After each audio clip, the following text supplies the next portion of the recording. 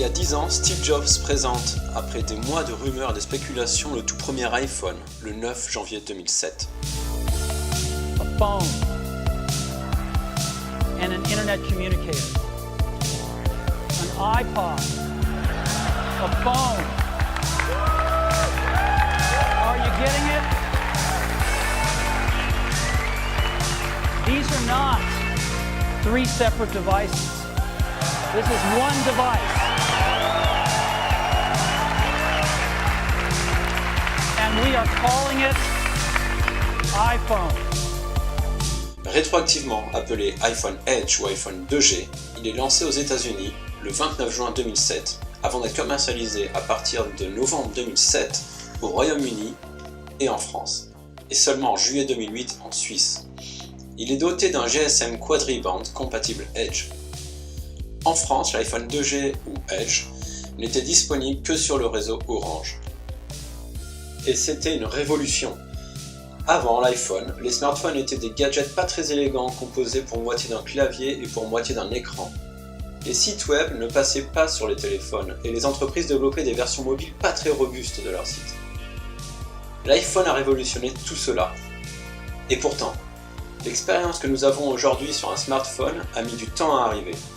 Il a fallu plusieurs années à Apple pour rajouter des nouvelles fonctionnalités. Comparé à nos standards actuels, l'iPhone original était une brique primitive.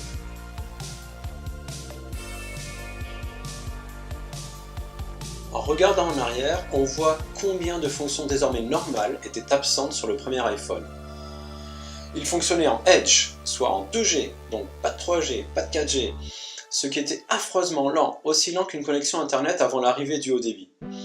Il n'y avait pas d'App Store dans l'iPhone lorsqu'il est sorti, ça veut dire pas de Pokémon Go, encore moins d'Angry Bird ou d'Instagram, tout ce qu'on aime. Outre l'écran tactile et son design élégant, le concept fondateur des smartphones modernes sont les applications. Or, quand Apple a lancé le premier iPhone, il n'y avait pas d'App Store. Steve Jobs n'était pas sûr d'en vouloir car il souhaitait contrôler toute l'expérience utilisateur. Il a fini par céder. Et c'est une bonne chose dans la mesure où l'App Store a défini la manière dont on augmente l'utilité du smartphone. Et nous allons donc voir à quel point le jailbreak a joué un rôle important et a révolutionné l'histoire des téléphones mobiles. L'iPhone plus le jailbreak allait être le duo gagnant.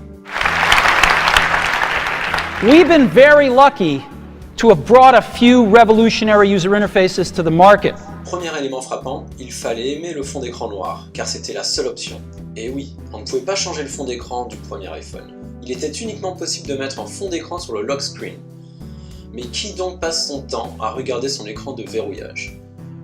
Bouger ou supprimer les icônes? Pourquoi faire? De toute façon, il n'y avait qu'une seule page.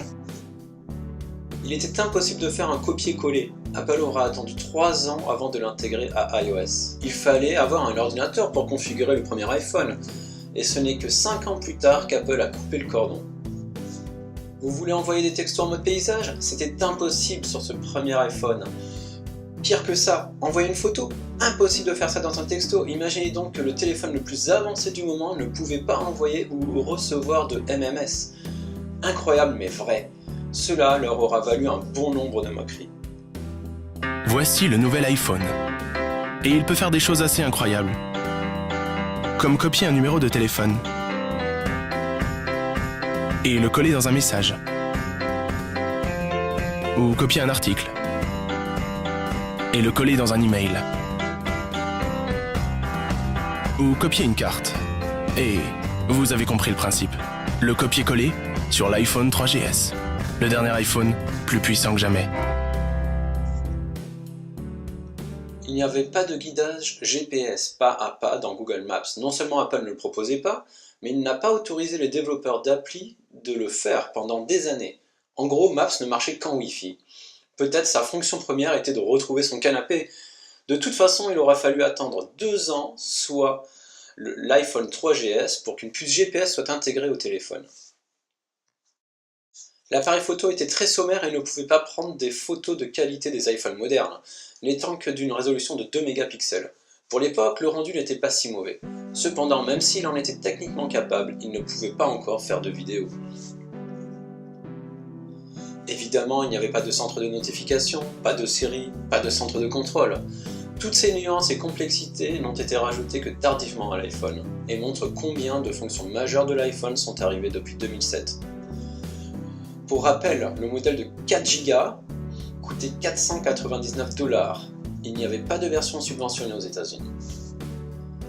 En conclusion, il faut du temps à la technologie pour arriver à maturité. Si l'iPhone était une révolution à sa sortie, il avait encore du chemin à faire. Partant du principe que la vision fondamentale du produit est solide, la première version restera cela, un point de départ. Et heureusement que le jailbreak est passé par là. L'iPhone est le seul smartphone où le décimlocage est directement géré par le constructeur Apple, via l'opérateur de réseau mobile auquel il est rattaché.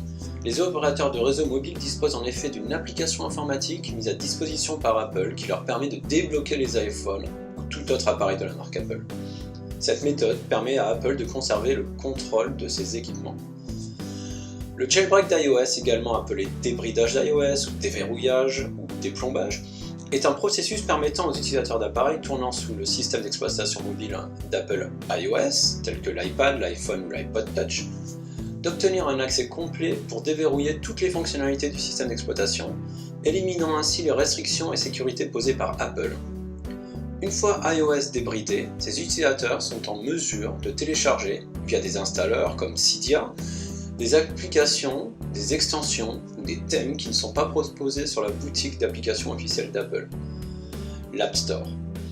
Un appareil débridé tournant sous iOS peut toujours utiliser l'App Store, iTunes et toutes les autres fonctions natives du système d'exploitation.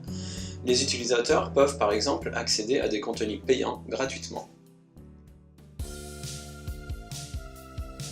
Passons maintenant à l'histoire du jailbreak. C'est John Lech Johansen qui a contourné pour la première fois les sécurités d'Apple en réussissant à activer son iPhone environ une semaine après sa sortie, sans la présence normalement obligatoire d'une carte SIM AT&T.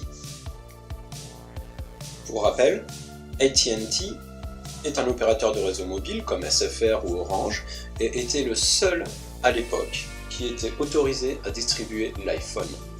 Hi everyone, I'm GeoHot. This is the world's first unlock. Peu de temps après, un hacker nommé GeoHot a réussi à téléphoner avec un abonnement T-Mobile ayant fait des modifications directement sur le matériel de l'iPhone. Très vite après la démonstration de GeoHot, les développeurs ont trouvé des failles logicielles qui leur permettaient de modifier les fichiers de l'iPhone et d'exécuter des applications qu'ils ont créées. Le jailbreak est né.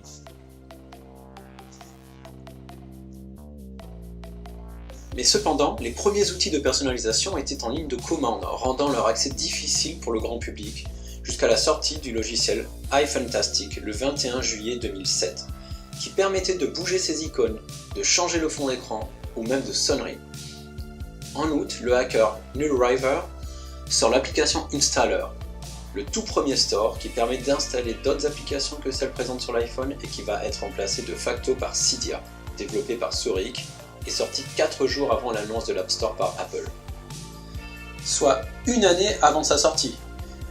En conclusion, il ne fait aucun doute que toute cette ébullition liée à la cette jailbreak décidera et façonnera l'avenir du futur App Store, et il en sera de même par extension pour le Play Store d'Android. La majorité des innovations apportées par le jailbreak seront soit reprises et intégrées par Apple lors des mises à jour d'iOS, ou développées sous forme d'app et vendues sur le store par des éditeurs tiers. J'espère que vous avez apprécié cette petite chronologie des événements faisant suite à la sortie du premier iPhone. Je suis volontairement resté à la surface afin d'en expliquer les enjeux plutôt que les détails techniques. Mais cela dit, il est fort probable que je fasse une seconde vidéo à ce sujet qui sera orientée sur l'histoire du jailbreak et de ses acteurs principaux. Si vous avez aimé cette vidéo, je vous invite à laisser un pouce bleu et vous abonner à ma chaîne si ce n'est pas déjà fait.